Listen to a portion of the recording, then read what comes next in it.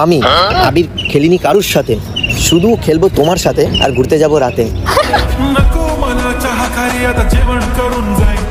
রাতে কেন? এখন তো আবির টাবির খেলা হয়ে গেল, তারপরে সন্ধ্যায় বেরোবো একটু ঘুরতে। না না থাক, কেন? বাড়ি থেকে বেরোবে না, মানে বেরোতে দেবেন না। কি ছিকলতে বেঁধে রাখে?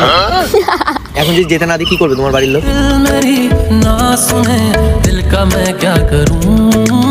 যেতে দেবে না?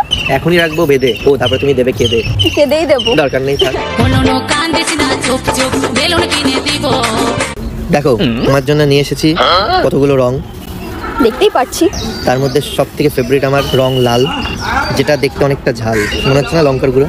হ্যাঁ, রং খেলার খাওয়ার জিনিস একটাই, যার নাম সিদ্ধি, যেটা খেলে অনেক কিছু হয়ে যায় বৃদ্ধি। সিদ্ধি কি? মনে হচ্ছে তুমি করছো।